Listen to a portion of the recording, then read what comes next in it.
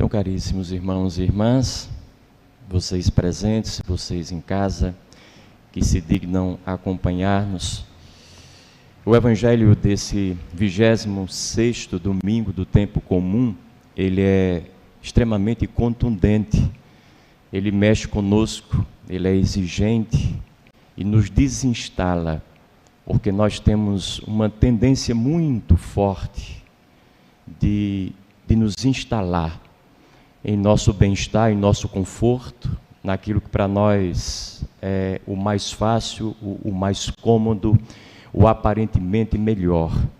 E o que Jesus Cristo fez e faz ao longo da sua presença em nossas vidas é nos provocar, é nos incomodar, esse incômodo necessário, esse incômodo salutar, essencial, urgente, para que a gente não deixe de crescer, não deixe de evoluir, não deixe de melhorar, não deixe de se qualificar, não deixe de aprimorar-se.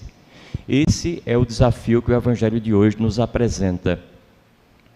O texto nos apresenta dois personagens, o rico Epulão e o pobre Lázaro. E diz que um vestia-se bem e se banqueteava o tempo inteiro. O outro, à sua porta, ou seja, ali ao lado, era doente, era chagado, pedia sempre o socorro das migalhas do rico e assim vivia a sua vida. E a prova das chagas da sua enfermidade era que os cachorros vinham lamber-lhe as feridas. São apenas dois personagens. Agora, o que é interessante se ver aqui é que ele não diz mais nada além daquilo que diz sobre o rico e sobre o pobre. Não os qualifica, não os adjetiva de forma alguma. Não diz se o rico era boa pessoa, se era uma má pessoa, se era um bom patrão, um mau patrão, se era um bom pagador ou não, se era uma pessoa de virtudes ou de muitos pecados. Não diz nada. Acerca do pobre, a mesma coisa. Não diz se o pobre era bom ou mau, se era virtuoso ou não, se era alguém vadio, se era alguém, um parasita que queria viver às custas dos outros, ou se era um trabalhador que, apesar do esforço, não conseguiu êxito. O Evangelho emudece acerca dessas qualificações individuais relativas aos dois personagens principais e únicos do texto. Nessa história, parece que as ações deles, boas ou más, os seus pecados ou suas virtudes, não exercem a mínima influência sobre a sua sorte final. Um levado para um mundo de tormentos e outro levado para o colo de Abraão, para o céu. Então, uma primeira pergunta que brota naturalmente em nós é: por que é que um é destinado ao tormento e o outro ao banquete eterno, se aparentemente os dois são apenas qualificados como um rico e o outro pobre? Só há uma resposta, à luz do Evangelho. E o que determina a diferença de destinos entre ambos é a riqueza de um e a pobreza do outro. Pura e simplesmente, nada além disso. O rico conhece os tormentos porque é rico. Já o pobre conhece o banquete do reino por ser pobre. Parece uma coisa muito simplista, aparentemente muito injusta. Eu não gostaria de dizer isso para vocês, mas quem sou eu para dizer uma coisa diferente daquilo que Deus diz, daquilo que o Evangelho reclama de nós e passa na nossa cara o tempo inteiro? Daí vem uma outra pergunta. Então quer dizer que ser rico, ter bens, é um pecado? É uma coisa ruim? Aqueles que se tornam ricos ou possuem algo, mesmo conquistando de forma legal, de forma honesta, como fruto do seu trabalho, sem explorar ninguém, serão eles os culpados por alguma coisa? Essa é uma pergunta legítima que a gente pode fazer à luz do texto. Na perspectiva de São Lucas, que é o evangelista que agora nos traz esse evangelho, gostemos nós ou não, Toda riqueza, legítima ou ilegítima, é sempre culpada. Sempre denuncia uma desigualdade, uma anomalia na relação de pessoas com pessoas. Nós estamos tão habituados a ver o mundo desigual que para nós já não há escândalo nenhum. É muito comum que alguém bata na sua porta pedindo um chinelo para calçar, porque nunca teve dinheiro para comprá-lo, ainda que custe R$10. Para nós é muito comum que alguém peça, pelo amor de Deus, o almoço, porque já são 3 horas da tarde e não comeu nada naquele dia. Nos habituamos ao que não presta, nos habituamos ao que é extremamente anormal. Desde sempre nós criamos esse hábito e já não nos impacta, já não nos perturba e minimamente às vezes nos incomoda. Procuramos um jeito de nos livrar desses incômodos e o fazemos com relativa qualificação, com relativo sucesso.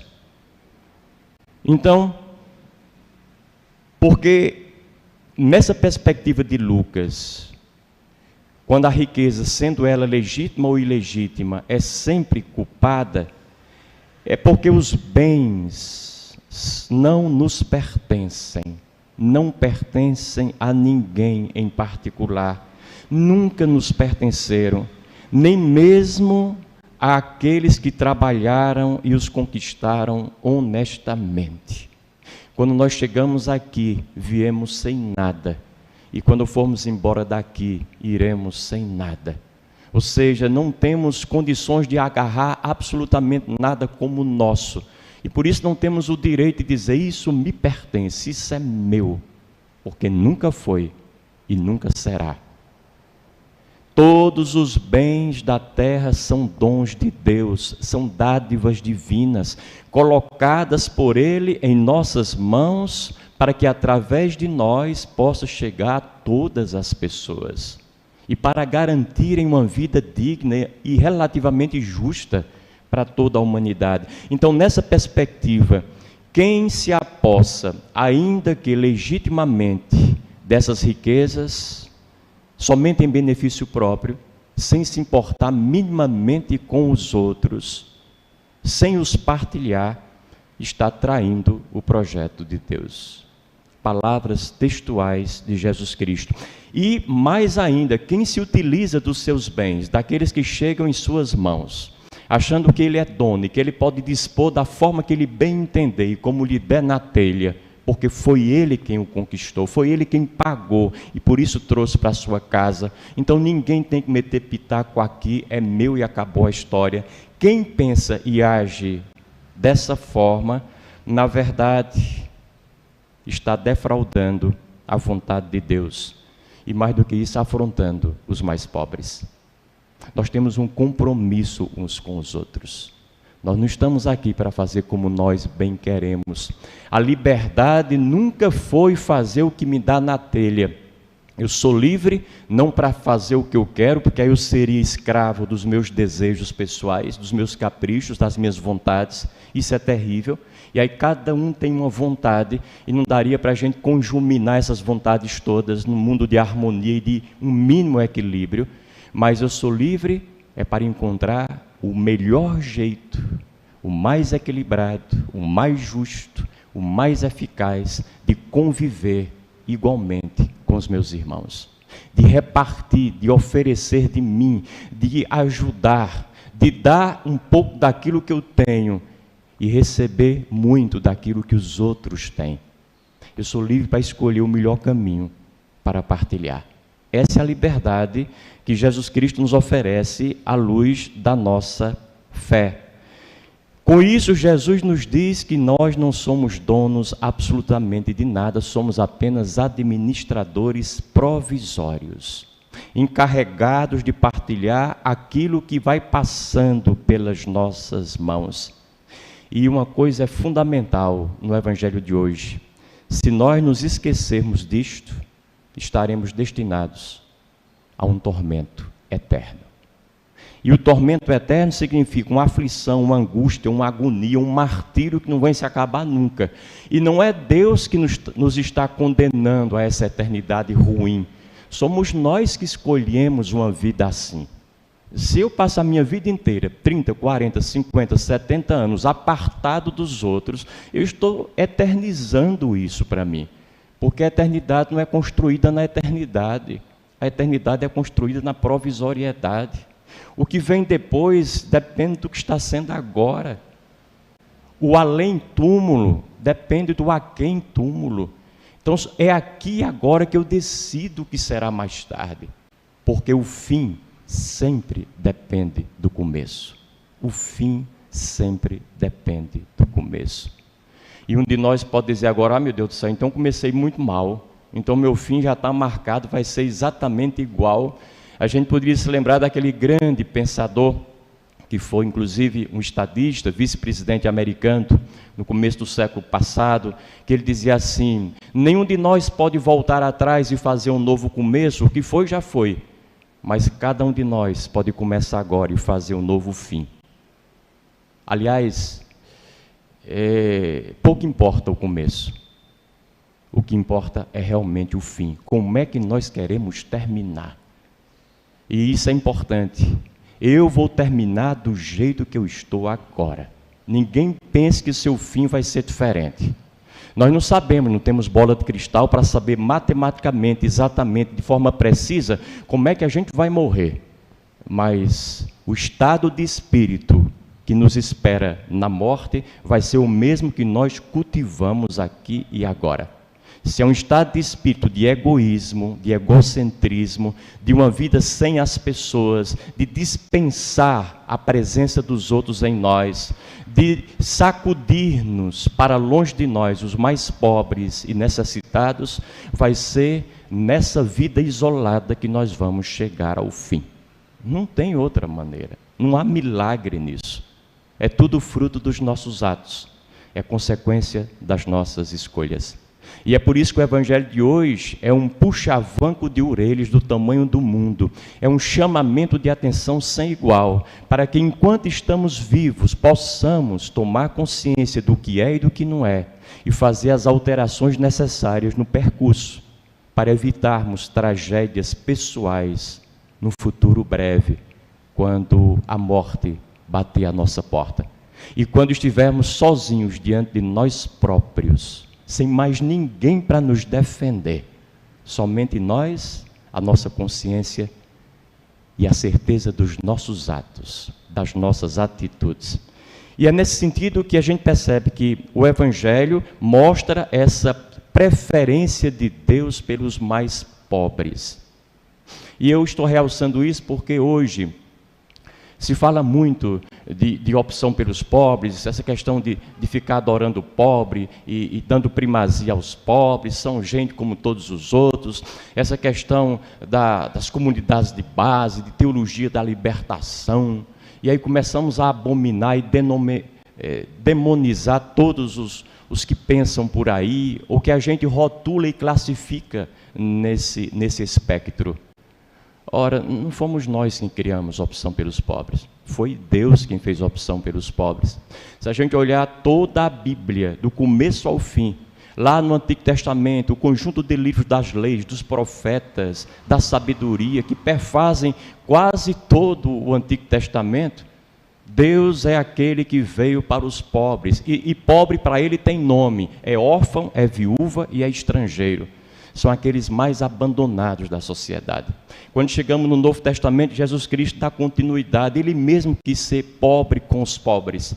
Quando olhamos a história dos santos e das santas na igreja, quase que invariavelmente se tornaram santos e galgaram os altares porque fizeram uma opção radical por uma vida diferente da vida burguesa que os seus pais levavam, que a sua família conservava. Romperam uma forma de ser e aderiram a uma outra forma. Então não somos nós que estamos falando de opção pelos pobres. Essa se impõe no coração de Deus e, mais uma vez, o discípulo não pode ser maior do que o seu mestre. Nenhum de nós pode falar mais alto do que Deus. Palavra de Javé é palavra de Javé. Ele disse, pronto. A gente pode espernear, pode não gostar, pode repudiar, mas continua sendo a palavra de Deus. Ela, de fato, se impõe. Então, o que é que a gente pode dizer, de forma muito breve, para resumir esses desafios que o Evangelho de hoje nos coloca? Porque ele faz cair por água abaixo alguns mitos que nós trazemos em nossa cabeça, algumas falsas verdades, que às vezes parecem muito verdadeiras, mas não são. A primeira falsa verdade é o que eu chamo o mito da separação, do individualismo, da separatividade. É a perda da visão de totalidade, que é uma desgraça para uma pessoa. Quando a gente se vê sozinho e pensa que o mundo inteiro gira em torno do umbigo da gente, que tudo que Deus fez de bom nesse mundo é para mim e para mais ninguém, aí eu mato e morro para preservar essa imagem que eu criei, ainda que falsamente, e atribuo a mim. Esse mito da separatividade é aquela história de que eu posso ser feliz muito bem sozinho, não preciso de seu ninguém. Uma grande ilusão. Cada um por si, Deus por todos. De vez em quando a gente ouve, ou mesmo dizemos isso. Salve-se quem puder. A maioria não pode e não se vai salvar. Quem for fraco, que se quebre. Muita gente vai estar partida e quebrada por aí, porque há muita fragilidade. Eu não tenho nada a ver com a vida de seu ninguém. Cada um que cuide da sua, que cuide da minha família. Então nós temos um monte de jargão, um monte de palavra feita, um monte de desculpa, oficial ou não, para justificar a nossa falta de compromisso com a comunidade. E essa é a grande verdade. O rico do Evangelho de hoje, na sua riqueza, ele vive de forma indiferente ao pobre que está ali à sua porta. E o Evangelho coloca o pobre na porta do rico, para dizer como ele está perto de nós. Não é um pobre que está lá na África, e a gente olha pela televisão e diz, coitado, nuzinho, tão magrinho. É um pobre que está ali, às vezes está dentro da nossa família, é um parente muito próximo a nós. E por ser parente pobre, a gente já não liga tanto, já não visita tanto. Às vezes está muito pertinho ali, 2 casas depois, quase que colada à nossa. Mas a gente faz questão de sair de casa e ir pela outra calçada, para não ter que ver, para não ter que enxergar, para não ter que confrontar e não se deixar incomodar por essa visão. A gente vai escamoteando, vai criando alternativas para fugir de nós próprios e desse apelo que Deus faz contundentemente acerca de uma vida mais solidária uns com os outros. Então, essa ideia da separação ela é falsa, porque nesse mundo tudo está ligado a tudo e todos estamos vinculados a todos. Dizia um grande poeta hindu, arranca-se uma árvore aqui e um tufão se forma lá no sul da Índia. E a gente acha que não tem nada a ver uma coisa com outra.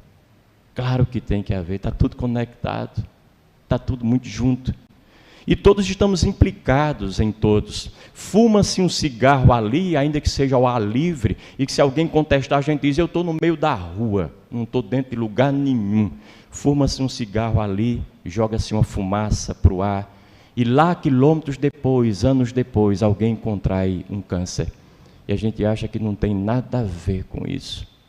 E as pessoas ficam admiradas, mas esse sujeito nunca fumou e apareceu agora com esse câncer de pulmão. Alguém fumou por ele. E nós não vemos as conexões de maneira alguma. Alguém fala mal de outro recorrentemente, ainda sem razão nenhuma, expõe o outro ao ridículo e lá na frente aquele outro é acometido por uma depressão profunda e nunca mais sai dela. E nós achamos que não temos nada a ver com isso. O problema é dele. Então, se a gente não for capaz de perceber que há conexões em tudo e por tudo, e que a gente não pode dispensar a presença dos outros dentro da gente, na vida da gente, e viver como se eles não existissem, esse mundo não vai para frente. Porque vai ser cada um por si mesmo. E hoje, cada vez mais, o cada um por si não está sendo sustentável. Porque ou a gente cria âncoras entre a gente e todo mundo se associa num bom projeto que sirva para todos a curto, médio e longo prazo, ou todos nós vamos sucumbir Se alguém não vai bem ali vizinho a mim, aquela sua vida ruim vai respingar em mim mais tarde ou mais cedo, de uma maneira ou de outra. Se eu não estou bem, seja psicologicamente, seja do ponto de vista profissional, mais tarde ou mais cedo, isso afeta a vida de quem está comigo. E eu não posso fugir dessa verdade. E é por isso que quando alguém torce deliberadamente para que outra pessoa fracasse na vida, não tenha sucesso, não tenha êxito, porque ele é muito ruim, porque ela fez isso comigo, tomara que pague em dobro. Quando a gente torce pela desgraça dos outros, é mais ou menos como uma pessoa que vai no ônibus viajando daqui para Fortaleza e não gosta do motorista, detesta-o e reza a noite toda para o motorista sofrer um acidente. Se esquece que ele também está dentro do ônibus. É um tiro no pé, literalmente. Dizia um grande sábio que ter raiva e cultivar ódio de alguém é como beber um copo de veneno e esperar que esse alguém morra. Quem vai morrer é você. O envenenado é você. E é muito importante que a gente nunca se esqueça dessa verdade. Tudo está ligado a tudo e somos nós que temos que construir uma vida melhor. É aquela história que vocês estão cansados de saber do rabino que num dia de sábado, reunindo a sua igreja, disse: olha, eu tenho duas notícias, uma boa e outra ruim. Eu vou começar pela ruim. A ruim é que um engenheiro veio aqui essa semana, examinou o teto da igreja e ela está para cair. Esse teto todo vem abaixo em pouco tempo. E nós vamos ter que reconstruir tudo. A notícia boa é que nós já temos o dinheiro para construir o teto da igreja. E aí uma pessoa perguntou, me desculpe, mas onde é que está esse dinheiro? Ele disse: no bolso de vocês. Se o teto do mundo cair, cai por cima da cabeça de todos nós. Portanto, é responsabilidade de todos nós reconstruí-lo, não é de ninguém. Deus não vai descer do céu, porque Deus não tem braço, Deus não tem pernas, Deus não tem mãos. Deus usa os nossos braços, as nossas pernas e as nossas mãos. Deus nem mesmo tem uma inteligência, porque quis criar-nos a sua imagem e semelhança e colocou a sua inteligência dentro de nós. Está na hora da gente funcionar como Deus funciona, porque nós somos Deus, ainda que de forma limitada e parcial, presentes na face da terra. E Ele só vai se mover, e Ele só vai agir, e Ele só vai fazer se a gente acordar dessa alucinação e desse delírio terrível que nos fez separados uns dos outros. Às vezes uma separação quase irreversível, tamanho costume que nós já criamos em nós acerca dela.